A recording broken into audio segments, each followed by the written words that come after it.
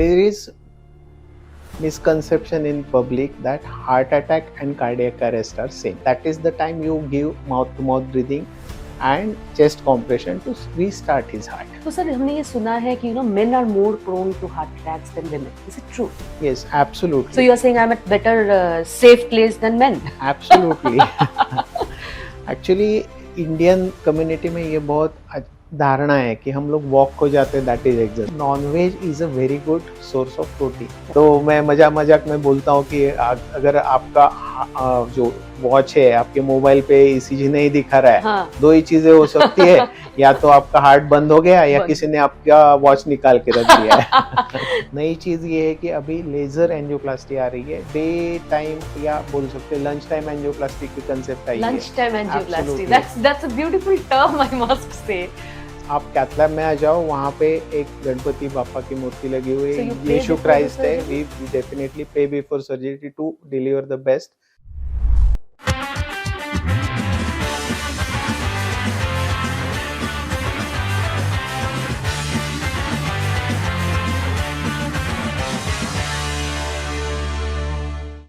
Hi and welcome to today's podcast. Today we have with us Dr. Abhijit Palshekhar, Director of Cardiology, Sayadri Hospitals, the man with golden hands. Sir, welcome on today's podcast. Thank you. To start with the basic, how are you? How are you doing? I'm absolutely fine. And how are the rest of the things going?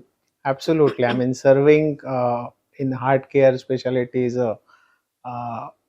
what you say is very delightful, very skillful and satisfying. Very true. Can't agree more than that. So, sir, we'll start with something very basic. Heart attack क्या होता है? What is heart attack? What is cardiac arrest? And what is the difference between these two? And does CPR works for both of them? There is misconception in public that heart attack and cardiac arrest are same, but Yes. actually they are not. Try to understand somebody dies because of some condition. Let it be stroke, let it be infection, respiratory failure. Ultimate end for anybody is a cardiac arrest. Okay, that is how the heart stops and then patient dies. So when heart is not beating, it is called as cardiac arrest. And usually this is the terminal event. Cardiac arrest can happen because of the heart attack, but it is not equivalent. Okay. Okay. Because often it is used as a synonym. Absolutely. When there is a heart attack, there is a choke up in the coronary artery, the artery which supplies the heart. The supply stops and you get severe chest pain, sweating, and this is called as heart attack. But whenever heart stops beating, patient collapses, and that is what is called as cardiac arrest. So heart attack is a different line of treatment. It can lead to a cardiac arrest, but heart attack is different, and cardiac arrest is usually near terminal event. But yes, if there is a cardiac arrest, it can be reverted with a CPR, cardiopulmonary resuscitation we call it as. It is given only and only when person is not responding, his heart has stopped, he is not breathing. Achha. Okay.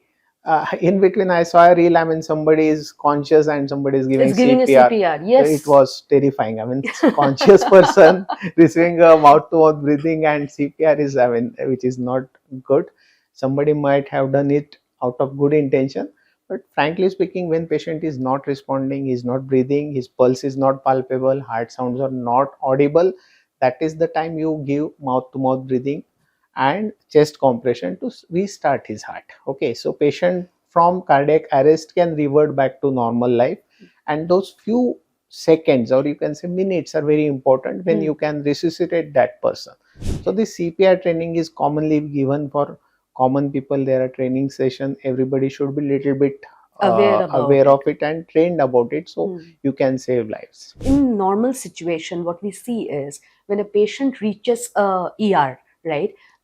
They typically, all these patients have a history की छाती में दर्द हो रहा था, हमें लगा gastritis है, हम तो कुछ दवाइयाँ ले रहे थे, फिर गैस्ट्राइटिस कम नहीं हुआ, अभी हम लेके आए हैं. So my point here is कि हम तब तक जब तक ER पहुंचते हैं तब तक काफी लेट हो चुका होता है.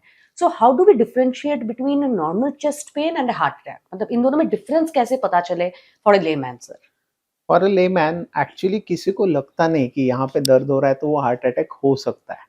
Even as a doctor, पेरिकल, paramedicals, हमेशा यहाँ दर्द होता है, हम लोग सोचते हैं कि एसिडिटी निकल जाए, कुछ डकार आ गई है, तो we try to neglect this type of symptom.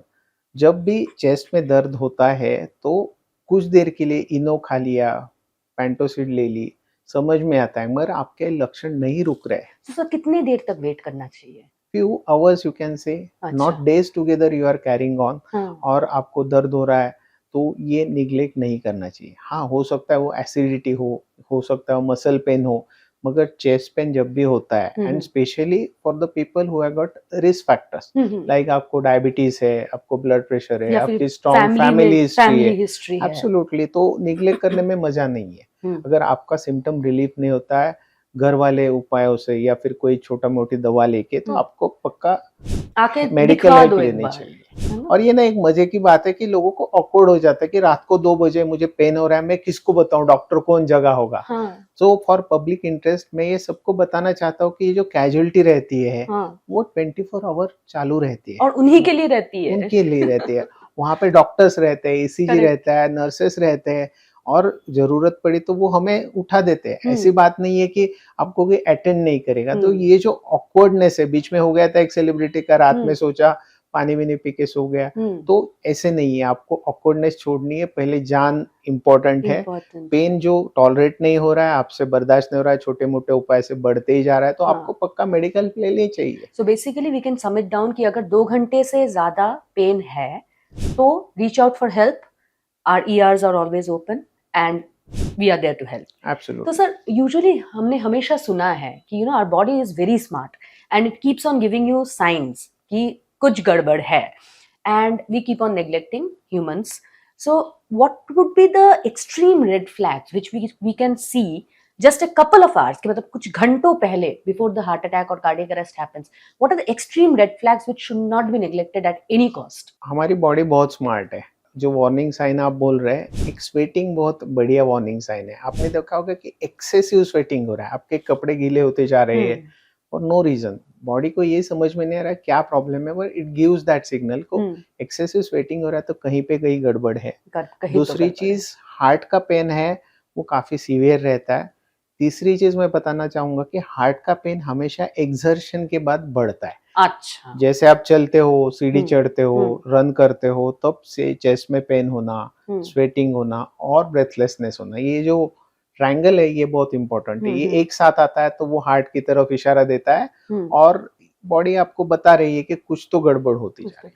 तो सर हमने ये सुना है कि men are more prone to heart attacks than women. Is it true? Yes, absolutely. So you are saying I'm at better safe place than men? Absolutely. भगवान ने ना menstruating females को इस्ट्रोजन नाम का वरदान दे रखा है। वरदान दे रखा है। तो आसानी से हार्ट अटैक मेंस्ट्रुएटिंग फीमेल को नहीं आती। अच्छा। आपने सुना होगा आजू बाजू में आपकी एज के फीमेल्स को जल्दी से हार्ट अटैक नहीं आता है। बिल्कुल ही नहीं आता ऐसे नहीं है, आजकल वो भी काफी बढ़ते जा रहा है, मगर in general menstruating females are well protected from heart attack, इसलिए मेल को ज्यादा हो जाता है। हाँ, एक बार मेंसेस खत्म हो गए, आप पोस्ट मेनोपॉजल एज में चले गए, तो फिर फीमेल्स की हार्ट अटैक की रिस्क मेल जितनी ही हो जाती है। And there is a lot of talks happening. So usually हम जब भी when we want to take care of our health, we want to take care of our heart, the first thing we do is we start a workout plan. And of late, something which is a burning topic is cardiac arrests or heart attack at gym while working out. And we have seen so many young adults who are going to gym, who were extremely fit, and they had sudden cardiac arrest and they could barely reach the ER. So it kind of creates a panic among us and people who don't know much about it कि workout करना चाहिए या नहीं करना चाहिए या सिर्फ walk करें. So sir, what is this about increased incidences of cardiac arrest young adults में, fit लोगों में? What is it about? Actually Indian community में ये बहुत धारणा है कि हम लोग वॉक को जाते हैं, दैट इज एक्सरसाइज। हाँ, वॉक पे जाते हैं। क्या करते हो फिटनेस के लिए? हम वॉक पे जाते हैं। मगर एज अ कार्डियोलॉजिस्ट मैं इसको एग्री नहीं करूंगा। आप अगर एक्सरसाइज करते हो तो उसमें कार्डियो और मसल ट्रेन दोनों इंक्लूड होने चाहिए। तो जिम में जाना अच्छी बात है, आपको थोड़ा कार्डियो थोड़ा मसल ट्रेनिंग करना चाहिए, क्योंकि मसल बिल्ड करना और मेंटेन करना भी इतना इम्पोर्टेंट है। गलती कहाँ पे हो जाती कि जब आप जिम जानते हो या ज्वाइन करते हो तो प्री ज्वाइन आपको थोड़ा सा वर्कअप करना चाहिए।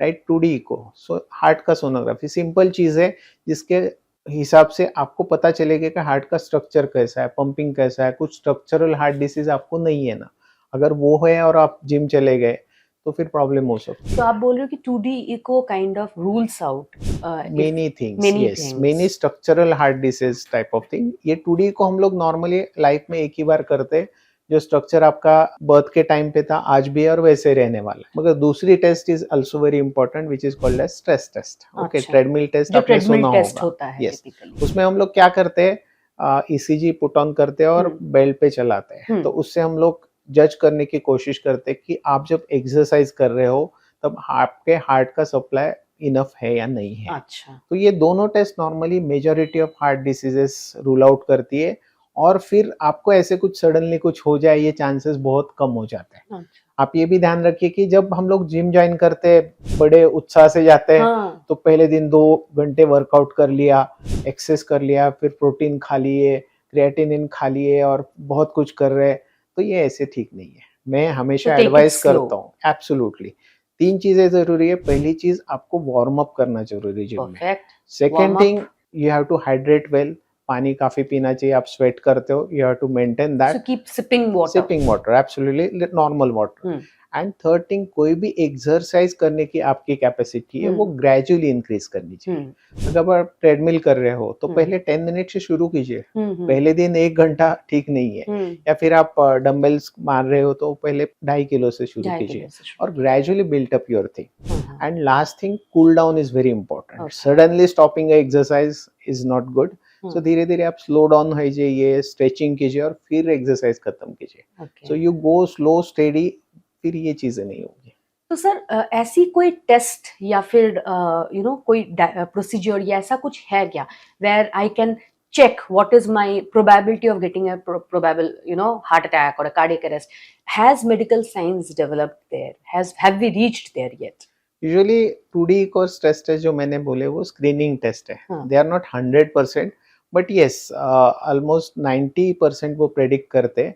और ये दोनों टेस्ट परपेंडिकुलर टेस्ट है, वो दोनों साथ में कंबाइन करें तो 100% आपको पता चलेगा कि हार्ट की रिस्क आपको नहीं है। इससे भी एडवांस टेस्ट है जैसे सीटी कोरोनरी एंजियोग्राफी, आजकल आपने काफी सुना होगा, वो काफी रिलायबल टेस्ट है। हाँ, there's a lot of talk happening around it Yes. कि वो करवा लो so you can even see 20% 30% blockage. So is it true? I mean, is it that reliable? Yes, absolutely, it is very reliable. हम लोग इसको negative predictive value बोलते हैं। अच्छा, अगर आपकी सीटी कोरोनरी एंजियोग्राफी नॉर्मल है तो वो 100% नॉर्मल है। और फिर इसका ये कितने ड्यूरेशन तक we can consider this? I mean, is it to be done every year? Not really, I mean Okay. सीटी coronary angiography high risk patients के लिए जरूरत पड़ी तो, और वो अगर एक नॉर्मल है तो 5 साल तो आप पक्का एश्योर्ड रह सकते हो, क्योंकि कोई भी ब्लॉक ऐसे 1-2 साल में डेवलप नहीं होती है। अच्छा, आपका सीटी कोरोनरी एंजियोग्राफी बिल्कुल नॉर्मल है तो आपको बिल्कुल विश्वास रखना चाहिए।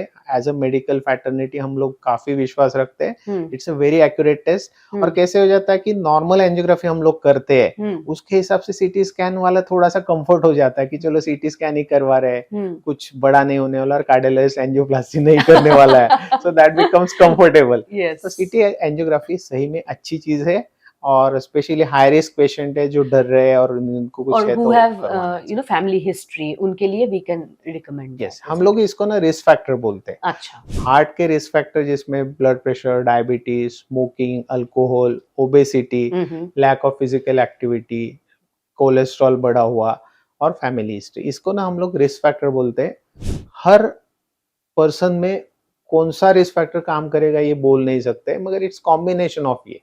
100% आपको फैमिली हिस्ट्री है तो आपको हार्ट अटैक आएगा ऐसे भी नहीं है। ऐसा भी नहीं है। कुछ मॉडिफाइबल है जो हम लोग मॉडिफाई कर सकते हैं, कुछ नहीं है मॉडिफाइबल। तो ये अवेयरनेस होना चाहिए, अगर आपको रिस्क फैक्टर है तो ज्यादा एग्रेसिवली ये टेस्ट करानी चाहिए। तो सर अभी हमने बात की जिमिंग के बारे में, वर्कआउट्स के बारे में, तो एक जो बहुत कॉमन चीज होती है, the moment we start working out हमें कहा जाता है कि workout is just a part of it, diet plays a important role, so and then comes the role of protein supplements, Yes. Protein shake पियेंगे, body बनाएंगे, so are protein shakes good for heart? Is it good thing to opt for? Yes, everybody needs protein almost 1 gram per KG. अच्छा, समझिए आपका wait 55 KG है तो हम्म। आपको 55 gram of protein चाहिए। चाहिए। अभी nonveg is a very good source of protein. जो नॉनवेज नहीं खाते वेजिटेरियन लोग उनको प्रोटीन की मुश्किल हो जाती है, तो उनके लिए वे प्रोटीन अच्छी चीज है, मगर वो लिमिट में और प्रिस्क्राइब डोसेस में लेना जरूरी है. So they should reach out to a doctor to A understand how doctor much they or need. say you can say nutritionist who can guide you कि 1 ग्राम पर केजी. और protein अच्छी चीज है, if you want to supplement उस पे 100% rely नहीं कर सकते. दूसरी चीज प्रोटीन के साथ वाटर इनटेक ठीक रखना जरूरी है, क्योंकि काफी बार हो जाता है कि प्रोटीन एक्सेस ले लिया, हाइड्रेशन कम है तो किडनी को वो अफेक्ट कर सकता है. सो प्रोटीन अगर सही मात्रा में लिए जाए, सही डोसेस में लिए जाए और ग्रेजुअली उसका डोसेस बढ़ाया जाए तो इट्स अ गुड थिंग. तो मैं प्रोटीन भी रिकमेंड करता हूँ. सो सर, और एक चीज जो आपने अभी मेंशन करी थी कि it's a combination of multiple factors like sedentary lifestyle, कोई फिजिकल वर्कआउट ना होना, abnormal parameters of cholesterols and all that stuff. So ये cholesterol, is it really bad? क्या कोलेस्ट्रॉल क्या होता है? Why is it so bad? And is there something like this कि non vegetarians are more prone to heart attacks, milk and milk products, because इन सारी चीजों में कोलेस्ट्रॉल की मात्रा काफी हाई होती है. तो कोलेस्ट्रॉल क्या, what is the role of cholesterol यहाँ पे? See, cholesterol is equal to bad ये चीज नहीं है. कोलेस्ट्रॉल हमारी बॉडी में नेचुरल सब्सटेंस है, उसका फंक्शन है कि यहाँ से वहाँ हार्मोन कैरी करना, विटामिन कैरी करना, काफी चीजें. तो कोलेस्ट्रॉल बॉडी में हमेशा घूमते रहता है, वो रहेगा और वो रहने ही वाला है, वो जाने वाला नहीं है. It has got functions. जब कोलेस्ट्रॉल ज्यादा मात्रा में हो जाता है, एक्सेस, तो कहीं पे डिपॉजिट हो जाता है. जैसे हार्ट में डिपॉजिट हो गया, ब्रेन में डिपॉजिट हो गया, किडनी में हो गया, पैरों में हो गया. जैसे ना आप सोचिए आपका घर है, नया सिंक लिया है आपने, तो वो पहले हम लोग क्या जानबूझ के वहां पे कचरा नहीं डालते, मगर ओवर द पीरियड धीरे धीरे जो जमा हो जाता है वो फिर चोकअप होने लगता है क्योंकि एक्सेस हो जाता है. वैसे ही कोलेस्ट्रॉल का कि एक्सेस होने के बाद वो कहीं पे जमा हो जाता है, फिर वो तकलीफ देता है अगर आपका कोलेस्ट्रॉल कंसिस्टेंटली ज्यादा देर तक हाई रहा है. और कोलेस्ट्रॉल एक जनरल एक पैरामीटर है. कोलेस्ट्रॉल में काफी कंपोनेंट्स है, जैसे एचडीएल, एलडीएल, ट्राइग्लिसराइड्स. तो ये कंपोनेंट भी देखना, और गुड कोलेस्ट्रॉल, बैड कोलेस्ट्रॉल, उसको देख के एनालाइज करके अगर ज्यादा है, बहुत जरूरी है. सिर्फ एक cholesterol is a generic term, उसके नीचे वाला जो लिपिड प्रोफाइल हम लोग बोलते हैं वो प्रॉपरली एनालाइज होना चाहिए क्वालिफाइड पर्सन से, और उसके हिसाब से उसको ट्रीटमेंट देना चाहिए. आप जैसे बोलते हो कि नॉन वेजिटेरियन लोग, आई मीन कहा जाता है कि non vegetarians are greater risk of heart attacks, milk and milk products मत खाओ. Not really. सी, एक चीज है कि nonveg is a very good source of protein. That's true. तो हम लोग जो पीसेस खाते हैं उसमें प्रोटीन की मात्रा अच्छी रहती है, दैट इज गुड. प्रॉब्लम हो जाती है वो प्रोटीन के साथ हम लोग जो घी और मसाले और क्या क्या सब करके उसको टेस्टी बनाते हैं, वो तकलीफ हो जाती है. Okay, so somebody is eating like boiled chicken और थोड़ा सॉटे किया हुआ, कोई दिक्कत नहीं. अगर grilled chicken एब्सोल्युटली, अगर आप वो डीप फ्राई करके खा रहे हो और रोज रोज खा रहे हो तो ये अच्छी चीज, स्वाद बन गया. एब्सोल्युटली स्वाद बन गया और हेल्थ चली गई आपकी. सो बस वो साइकोलॉजिकली होता है कि हमने बहुत प्रोटीन खा लिया बट खाया कुछ नहीं है. सो प्रोटीन खाना बुरी बात नहीं है. प्रोटीन नॉनवेज से बहुत बढ़िया मिलता है एक्सेस मात्रा में. उसके साथ जो बटर और ऑयल जाता है, that is the problem. You should be aware कि किस टाइप का प्रिपरेशन आप खा रहे हो, तो उस पे थोड़ा ध्यान देंगे तो नॉनवेज कोई चीज नहीं, अच्छी चीज है. और मिल्क एंड मिल्क प्रोडक्ट्स, या absolutely, even milk and milk products are good. I mean whey protein जैसे मैंने आपको बोला, it is made of milk only, milk product है. Being a vegan, does it help? Not really. Heart wise अगर आप milk से derived protein खाते हो तो उसमें कोई प्रॉब्लम नहीं. मिल्क में बहुत बार फैट हो जाता है, जैसे भैंस का दूध है उसमें काफी ज्यादा फैट रहता है. अगर आप बॉईल करो और ऊपर का जो मलाई आती है वो निकाल दो तो कोई नहीं, वो अच्छी चीज है, वो आप बिल्कुल कंज्यूम करें. सो डू यू सजेस्ट कि हम वो स्किम्ड मिल्क ले या फुल फैट मिल्क लेके boil it, remove the fat and then consume? Remove the fat is a better option. Is a better option, definitely.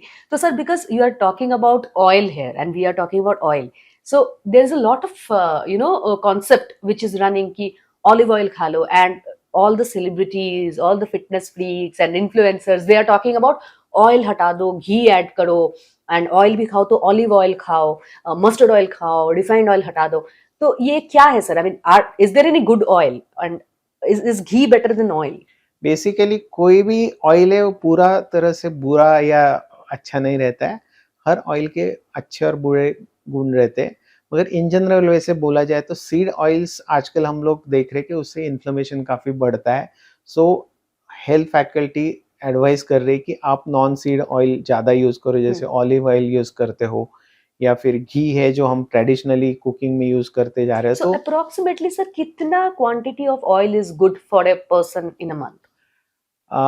1 litre of total fat consumption is good enough, oil रहे घी होए जो भी आपको मिला के पसंद हो, मगर अल्टीमेटली आप ऐसे गिन के खाने से अच्छा आपके प्लेट में क्या है वो आप ज्यादा ध्यान दो तो बढ़िया रहेगा।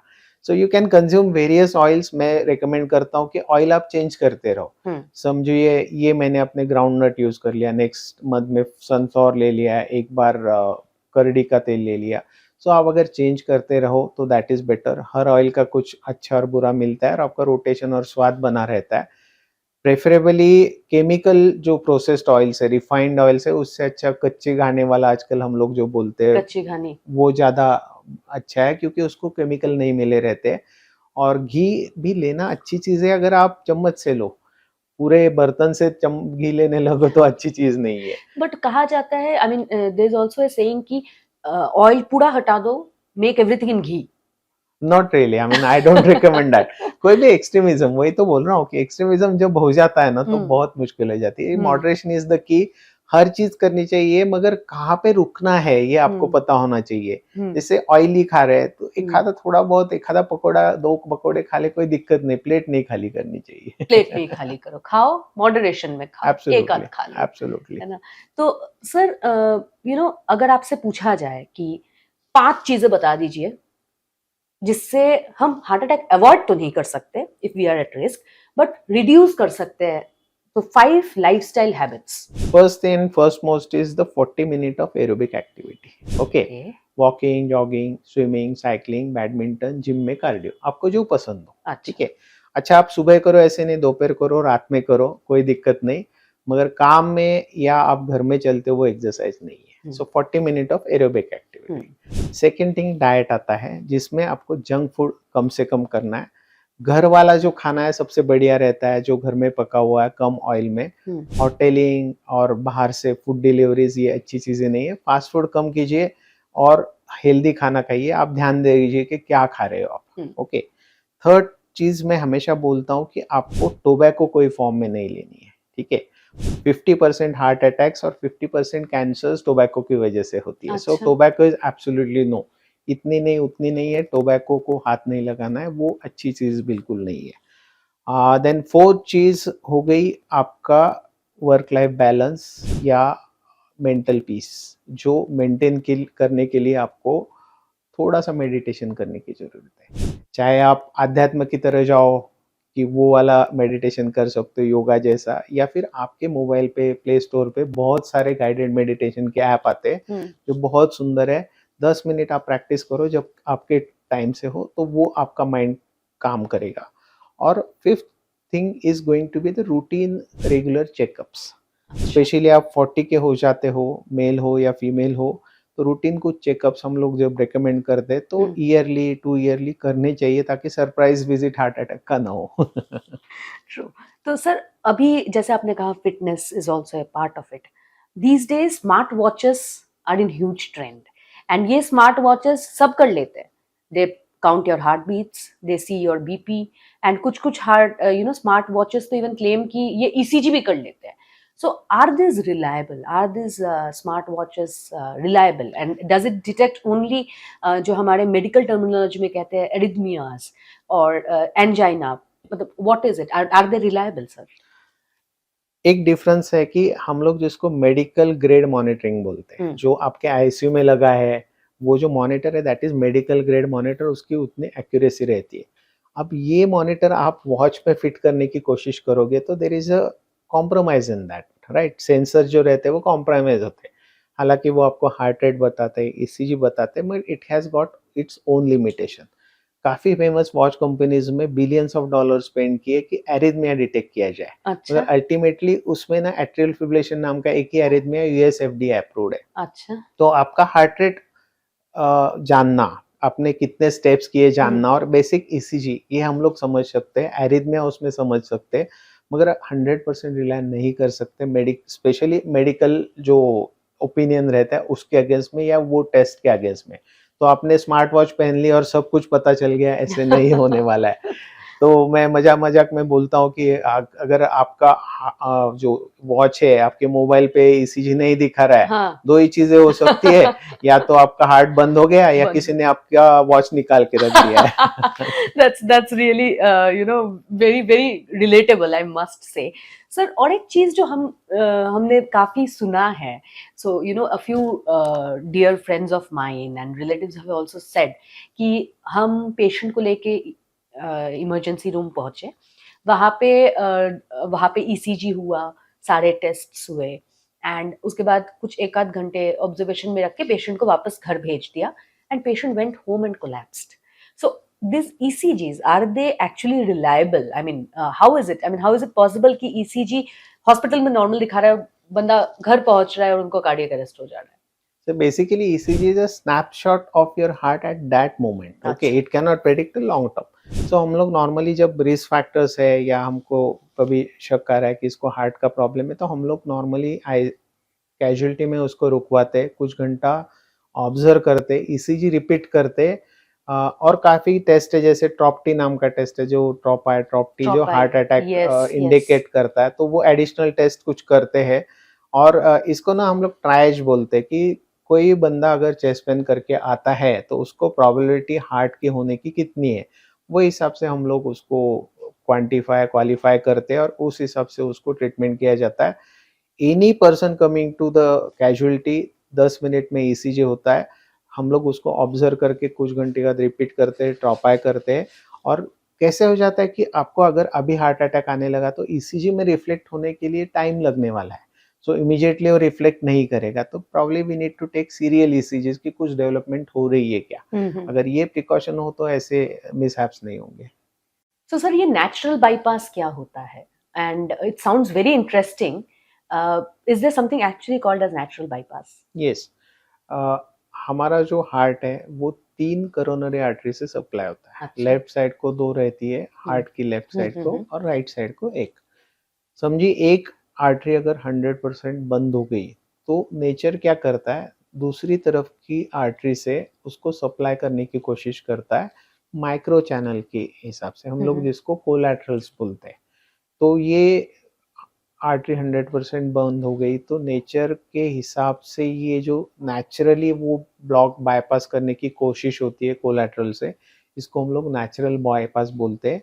मगर ये डेवलप होने के लिए वो आर्टरी 100% क्लोज होना जरूरी है। अच्छा. और वो आर्टरी अगर बहुत ज़्यादा सिग्निफिकेंट नहीं है और दूसरी तरफ से कोलैटरल्स हो गए जो नेचुरल बाईपास कॉमन भाषा में हम बोलते हैं, तो फिर लक्षण नहीं रहेंगे, ज़्यादा तकलीफ नहीं होगी, तो that is called as natural bypass. अच्छा. Sir we have heard a lot about in the European countries कि स्टेंटलेस एंजियोप्लास्टी, बिकॉज जब भी एंजियोप्लास्टी होती है सबके मन में कहीं ना कहीं एक शंका रहती है कि एक मेटल का टुकड़ा रह जाएगा अंदर, क्या ये सही है, is it safe? And we are seeing quite a few cases in European countries where advanced technologies, जहाँ पे there is no stent but there is an angioplasty. So when can we see such advancement in India, in our places? पिछले तकरीबन 3 सालों से मैं मेटललेस angioplasty practice कर रहा हूँ ऑलरेडी। ये ऑब्वियसली So मैंने उसमें यूरोप से stent सीखा बैठता ही है। नहीं है? एब्सोल्युटली।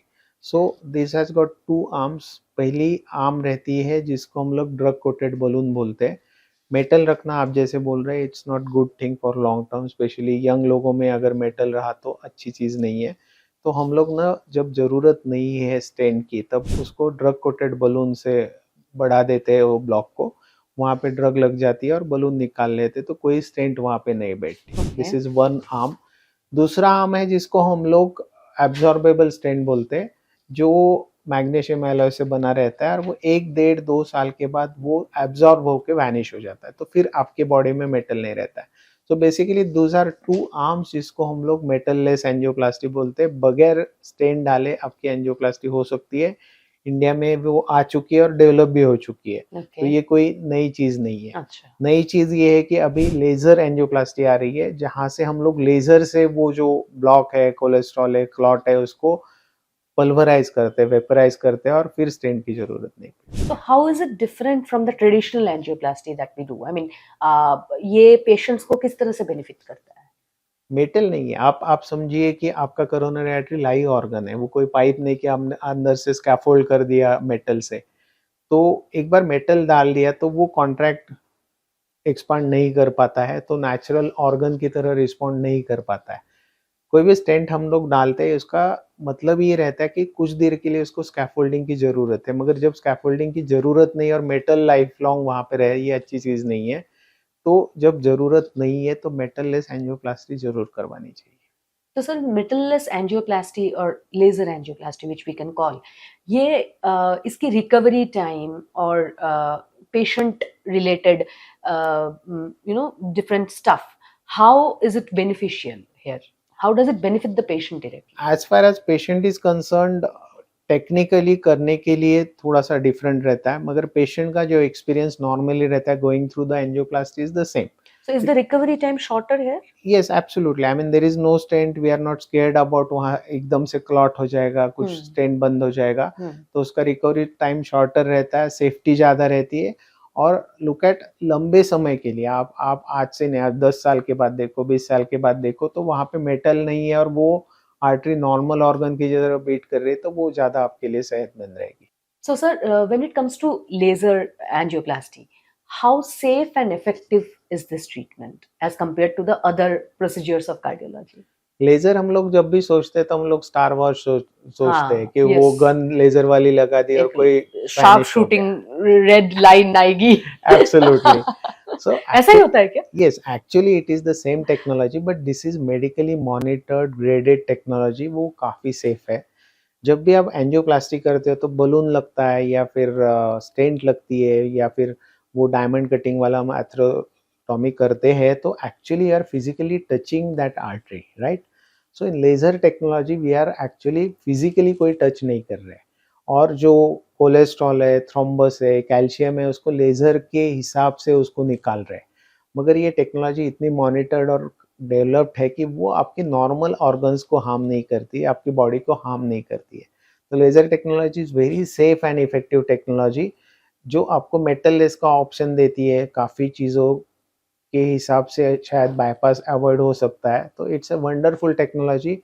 और कोई भी टेक्नोलॉजी मेडिकल फील्ड में आती है तो उसमें बहुत सारा रिसर्च लगा रहता है, बहुत सारे ट्रायल्स लगे रहते हैं। So it is technically very safe. Absolutely safe technology, much safer than what other lot of technologies are. So laser सुन के स्केयर होने की बात नहीं, it is a positive thing कि वो आपको क्योर कर सकता है। Definitely, sir. ये laser technology, the new terminologies which are coming, robotics, these are quite scary for people. So, अगर आपसे पूछा जाए कि there will be many patients who will be requiring this laser angioplasty, will be going for this laser angioplasty. शायद सब आपके पास नहीं आ पाएंगे, but for those patients, what are the must questions that they may ask their cardiologists before going for a laser? He has to ask, first thing is really angioplasty necessary? अच्छा, second thing, is really stent necessary? Stent अगर डल रहा है तो कौन से quality का और क्या डल रहा है, उसके लॉन्ग टर्म इफेक्ट्स क्या है। और एडवांस टेक्नोलॉजी जिसमें हम लोग लेजर एंजियोप्लास्टी, एथ्रेक्टोमीज है, इंट्रावेस्कुलर इमेजिंग है, ऑप्टिकल कोहेरेंस टोपोग्राफी, ये पूरे एक्यूरेसी के लिए क्यों आए हैं कि हम लोग जो आर्टरीज हैंडल करते, कोरोनरी आर्टरी, वो 2 मिलीमीटर डायमीटर से लेके ज्यादा से ज्यादा 4 मिलीमीटर डायमीटर के रहते हैं। अच्छा। तो इतने स्मॉल स्केल पे आपको एक्यूरेसी, उतना विजुअलाइजेशन और एक्यूरेट काम करना जरूरी है। सो ये टेक्नोलॉजी आपको हेल्प कर रही है दिन ब दिन उसको ज्यादा परफेक्ट करने के लिए। So this is the science of perfection. अच्छा, तो सर ये जो लेजर एंजियोप्लास्टी है, can we say that it's a boon for cardiology patients?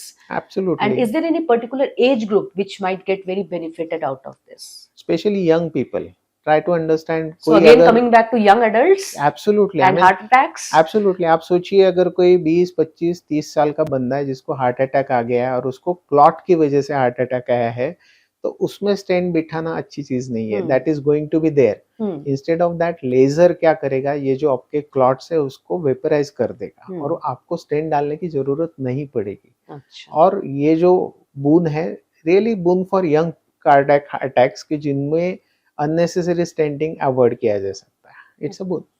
So sir, अगर किसी को पहले ही एंजियोप्लास्टी हो चुका है and if it was a stent angioplasty and now the person is going through again one more phase of heart attack और blockage, क्या एग्जिस्टिंग स्टेंट वाले पेशेंट्स पे भी लेजर एंजियोप्लास्टी हो सकता है? एब्सोल्युटली, लेजर एंजियोप्लास्टी का एक इंडिकेशन है इंस्टेंट रीस्टेनोसिस। अगर आपका पुराना स्टेंट डला हुआ है और उसके अंदर ब्लॉकेजेस हो गए, तो लेजर इतना इफेक्टिव है कि अंदर के ब्लॉकेज इतने निकालता है कि अगर आप इमेजिंग करो उसको तो अंदर से वो स्टेंट पूरा दिखने लगता है, तो इतना अच्छा। वो क्लीन कर बट देता वो है। लेजर की वजह से एग्जिस्टिंग स्टेंट के साथ कोई प्रॉब्लम नहीं होती? नहीं, वो मेटल है तो उसको लेजर उड़ा नहीं सकता, एटलीस्ट ये ग्रेड का लेजर, और वो पूरा क्लीन कर देता है। अगर स्टेंट के अंदर आपके ब्लॉकेजेस आ गए, तो आपका पुराना स्टेंट अगर ब्लॉक हो गया होगा तो लेजर एंजियोप्लास्टी का ये एक बड़ा इंडिकेशन है।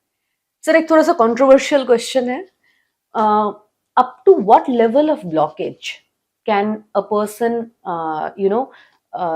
postpone the angioplasty, and are these blockages reversible? Blockages कोई ड्रग कोई निकला नहीं जिसकी वजह से वो 100% निकल जाए। नॉर्मली 70% तक ब्लॉकेजेस बॉडी सह लेती है, बॉडी एडजस्टमेंट करती है कि उससे ज़्यादा इफेक्ट नहीं गिरता है और आपको सिम्टम डेवलप नहीं होते। एक बार 70 के ऊपर जाने लगा और फिर ब्लॉकेजेस आपको एंजाइना देने लगे, चेस्ट पेन देने लगे, स्पेशली आप चलते हो तो आपको जरूर ट्रीटमेंट करवा लेनी चाहिए। कोई ऐसी प्रूवन थेरेपी नहीं जिसकी वजह से ब्लॉकेजेस निकल जाए और वैनिश हो जाए, तो उसको मैकेनिकली ट्रीट करना चाहिए। तो अगर समझ लीजिए किसी को 20% या 30% ब्लॉकेज है, and if that person starts doing the lifestyle modifications as you said, so we are saying कि further deposition on that blockage might be halted for some time, उसको रोक सकते हैं थोड़ी देर के आप लिए? ये समझिए कि 20-30% ब्लॉकेजेस आपको मुझे भी है। अच्छा। ह्यूमन बॉडी है, ये कोई स्ट्रेट पेंसिल से लिखी हुई लाइन नहीं है। अच्छा। तो इसमें बॉडी में नेचुरल टेंडेंसी से कोलेस्ट्रॉल जमा हो जाता है, तो 20-30% ब्लॉकेजेस सब में रहते हैं। अगर वो 70% से ज़्यादा है तो इम्पोर्टेंट है, अगर कम है तो आप लाइफस्टाइल, डाइट और स्टैटिन और काफ़ी चीज़ों से उसको बढ़ने से रोक सकते हैं और कुछ एक्सटेंट तक उसको रिग्रेस कर सकते हैं। हालांकि 100% आप उसको वैनिश नहीं कर सकते, मगर उसको रोका जरूर जा सकता है। ये हम लोग इसको एथेरोस्क्लेरोटिक कोरोनरी आर्टरी डिसीज बोलते हैं। कोलेस्ट्रॉल आपके आर्टरी में डिपॉजिट होने की टेंडेंसी किसी में ज्यादा रहती है, किसी में स्लो रहती है, मगर वो लाइफस्टाइल से बिल्कुल हॉल्ट की जा सकती है। तो सर, ये जो लेजर एंजियोप्लास्टी है, इन प्रोसीजर के बाद पेशेंट को fully back to normal life आने में कितना टाइम लगता है? हॉस्पिटलाइजेशन कितने टाइम का होता है? And what are the things that patient should expect? Because of course it's a surgery, कुछ लेवल के पेन तो होने ही है, तो what are the things that patient should expect after or going to go through the laser angioplasty? Let us make it simple, इसको ना हम लोग एंजियोप्लास्टी बोलेंगे, सर्जरी नहीं। अच्छा। क्योंकि जैसे आप हाथ में कोई सलाइन का प्रिक लगाते हो, वैसे ही हम लोग हाथ से या पैर से एंजियोप्लास्टी करते हैं, तो वहां पे जो प्रिक लगता है जब आप कोई इंजेक्शन लेते हो उतना वाला ही दर्द होगा। अच्छा। जब हम लोग अंदर ऑपरेट करते हैं एंजियोप्लास्टी, तो आपको वहां पे कोई ज्यादा दर्द या दर्द होने वाला नहीं है। Okay. This is a what you से नॉन इन्वेजिव कटिंग वाला ऑपरेशन नहीं है, तो एक दिन हम लोग सेफ्टी के लिए आईसीयू में रखते हैं, दूसरे दिन आप चल के घर जा सकते हो। So you can literally walk out of the hospital Absolutely, and absolutely. get back to your normal Yes, life. and then recovery depends on whether you had a heart attack or not. अच्छा। अगर आपको heart attack आ गया तो angioplasty की वजह से आपको rest की जरूरत नहीं, प्रॉबेबली आपको जो हार्ट अटैक है उसके रिकवरी की जरूरत है। तो एंजियोप्लास्टी किया इसका मतलब है आप 1 महीना, 15 दिन, हफ्ता भर लेटे रहो, ऐसे बिल्कुल नहीं है। अगर आपका हार्ट का पंपिंग नॉर्मल है, आप अगर जाके सीधा एंजियोप्लास्टी कराते हो तो नेक्स्ट दिन आप काम कर सकते हो, आप ट्रैवल कर सकते हो। सो वेस्टर्न कंट्रीज में काफी बार हम लोग डे टाइम या बोल सकते हैं लंच टाइम एंजियोप्लास्टी के कंसेप्ट आई है। Lunch time angioplasty, that's a beautiful term, I must say. So we are practising lunch time angiographies. हम लोग 3 मिनट में एंजियोग्राफी करते और लिटरली 1 घंटे में पेशेंट को डिस्चार्ज दे देते। Wow. ये एंजियोग्राफी हम लोग हाथ से करते हैं, जिसको रेडियल एंजियोग्राफी So बोलते no, हैं। absolutely no hospitalization. No hospitalization, day care procedure है। अच्छा। एंजियोप्लास्टी भी वैसे ही डेवलप होती जा रही है, सेफर होती जा रही है, मगर मेरी प्रैक्टिस है अभी भी कि एंजियोप्लास्टी है, हार्ट को मैंने हाथ लगाया तो 1 दिन भैया आईसीयू में रहने दीजिए, नेक्स्ट डे आप वॉक करके चले जाओ। वॉक करके चले जाओ, अपने नॉर्मल रूटीन में जाओ। So absolutely. As you are saying sir कि ये it is absolutely boon for specially young adults जिनको हार्ट अटैक्स है, ब्लॉकेजेस है. So once they undergo this procedure and they go back home and now they want to lead a normal life कि सबक मिल गई है, बहुत छेड़खानी कर दी, अभी back to routine life. तो इन सारे पेशेंट्स को कितने जल्दी how soon they can get back to their workout, and as you said it has to be taken slow and we have to take it step by step. तो इनके लिए आपका क्या मैसेज रहेगा? नॉर्मली कोई भी बॉडी पार्ट है, जैसे हमारी हड्डी टूट गई तो हम लोग 1.5 महीना प्लास्टर में रखते हैं, क्योंकि उतना टाइम लगता है पूरा रिकवरी होने के लिए, राइट? अच्छा, जैसे अच्छा. हार्ट का इट्स अ बॉडी टिश्यू, उसको नॉर्मली 1.5 मंथ पूरा देना चाहिए, पूरा फुल जोशो हवस से एक्सरसाइज करने के लिए। मगर ऐसे नहीं कि आप बेड रिडन हो, एंजियोप्लास्टी के बाद इमीडिएटली आप चलना घूमना धीरे धीरे एक्सरसाइज करना शुरू करते हो, और कैपेसिटी धीरे धीरे बढ़ानी है, तो 1.5 महीने के बाद तो कोई आपको रेस्ट्रिक्शन नहीं रहेगी। कोई रेस्ट्रिक्शन नहीं रहेगी. तो सर जैसे आपने कहा कि laser angioplasty is now available at our Sahyadri also. So how is the response and how do you feel a difference in providing care to the patients? थोड़ा सा कुतूहल है कि ये क्या रहता है, फिर थोड़ा सा डर बना है लोगों में कि एग्जैक्टली कितना सेफ रहेगा। मगर टेक्नोलॉजी यस अडॉप्ट करनी चाहिए, वंडरफुल टेक्नोलॉजी, सेफ है, स्पेशली इन ट्रेंड हैंड्स, और हम लोग अटमोस्ट केयर लेके उसको सेफ्टी से परफॉर्म करते हैं, और उसके बेनिफिट बहुत ज़्यादा है। Specially it comes to metal less angioplasty, अगर आपको अवॉइड करनी है, आपको बाईपास अवॉइड करना है, या फिर क्लॉट भगाने और उधर कुछ डालना नहीं है स्टेंट, तो ये बहुत बढ़िया टेक्नोलॉजी है।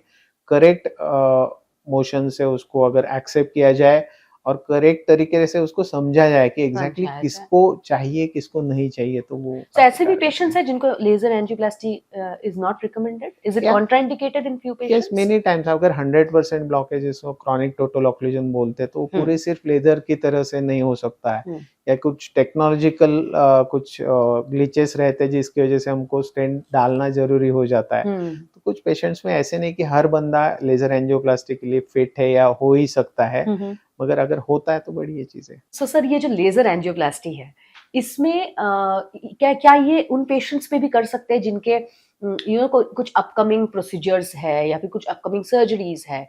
Is it safe to do a laser angioplasty in even in those patients? Yes, अगर आप स्टेंट डालते हो एंजियोप्लास्टी के बाद, तो वहाँ पे मेटल रहता है, और आपको ब्लड थिनर कम से कम 1 साल लेना जरूरी रहता है। अच्छा. तो अगर कोई सर्जरी करनी है तो फिर वो पोस्टपोन हो जाती है। आपने हाँ. काफी बार सुना होगा, तो एंजियोप्लास्टी की बाद में हाँ, आपको एंजियोप्लास्टी की अभी 1 साल तक कुछ नहीं कर कुछ सकते. नहीं कर सकते। तो ये जो ब्लड थिनर रोक नहीं सकते, क्योंकि वहाँ पे मेटल है। हाँ. अगर हम लोग मेटल लेस एंजियोप्लास्टी करते या लेजर एंजियोप्लास्टी करते, तो शायद नहीं, पक्का ब्लड थिनर की जरूरत नहीं। अच्छा. तो हो सकता है 2-4 दिनों के बाद हम लोग बंद कर दे और वो मेजर सर्जरी करवा सकते हैं। अच्छा. सो ये पेशेंट्स बहुत बेनिफिट होंगे जिनको इमीडिएटली कोई मेजर सर्जरी करवानी है, हार्ट की ब्लॉकेजेस की वजह से फिटनेस नहीं हो पा रही है या रिस्क बढ़ रही है, तो ये होगा कि एंजियोप्लास्टी आप करवाइए, 2 दिन जाने दीजिए और फिर मेजर सर्जरी कर 2-3 दिन में ही हम you लोग are ब्लड fit, थिनर थाम रुकवा सकते हैं। Yes. रुकवा सकते हैं and you are हम fit लोगों ने for ऐसे another काफी visit. केसेस किए, हिप की सर्जरी, नी की सर्जरी, मेजर सर्जरी है, एंजियोप्लास्टी की, 2 दिन ब्लड थिनर रखे, तीसरे दिन बंद कर दिया और patient went And the safely patient for the is angioplasty. absolutely fine. Coming to the cost part of it, sir, what should a patient expect when it comes to the treatment charges for laser angioplasty? जो normal angioplasty cost करते, उसमें तकरीबन आप एक समझिए 20-30% add कर दीजिए, क्योंकि ये टेक्नोलॉजी नई है, उसमें कैथेटर लगते हैं, एक्सपर्टाइज लगते हैं, और तो 20-30% हाइकअप इन नॉर्मल जो एंजियोप्लास्टी की कॉस्ट है उससे थोड़ा सा ज़्यादा रहेगा। पर जैसे आप जानते हो, कोई भी टेक्नोलॉजी ऐसे रूटीन में आ जाती तो कॉस्ट उसकी कम होते लगती है। Correct. लेट अस होप कि हम लोग एक 4-5 साल में रूटीन कॉस्ट में एंजियोप्लास्टी कर पाए लेजर से। तो सर एक मेरा पर्सनल फेवरेट क्वेश्चन है और जो मुझे आपसे पूछना ही है आज के पॉडकास्ट में। तो sir it's been almost so many years that you are practicing, आप सर्जरीज करते हो, रोज करते हो। So how does it feel? I mean अभी भी थोड़ा सा धक धक होता है? Does your heart beat before the surgery, या फिर प्रो हो गए हो कि नहीं अब तो करना है, ठीक है कर लो? मैं ना सिंसियरली मानता हूँ कि हम लोग ना क्वालिटी ऑफ लाइफ बढ़ा सकते हैं, क्वांटिटी नहीं। ओके अच्छा. तो हम लोग आप कैथ लैब में आ जाओ, वहां पे एक गणपति बापा की मूर्ति लगी हुई So है, you pray यीशु before the क्राइस्ट है. surgery? वी डेफिनेटली पे before surgery to deliver the best. और एक बार फिर हम लोग ऑपरेट करना शुरू करते, it is the screen and we are talking, So the then screen it is talks to you. absolutely Heart also absolutely talks to you. absolutely it has to. So this conversation must be very interesting between you, heart, and the screen. Absolutely, it's that's what it fascinated me since childhood. So you always wanted to be a cardiologist. Absolutely, from my, I mean, very, as far as remember, it was always being a cardiologist. I mean, it truly hats off to you, because every cardiologist and person like you, it must be a sadhana. एक साधना होती है ये journey पे आना, and it's not easy. So hats off to you, sir. Thank you for giving us the time today. It was a beautiful conversation, and I'm very sure today many of the questions which we always had in our hearts, we wanted to ask a cardiologist, but कभी मिलते नहीं थे, या फिर हमें पता नहीं होता है कि डॉक्टर से कैसे बोलना है. I'm very sure you have cleared a lot of doubts today. Thank you for coming on our podcast, sir. Thanks a lot. Thank you so much. Thank you.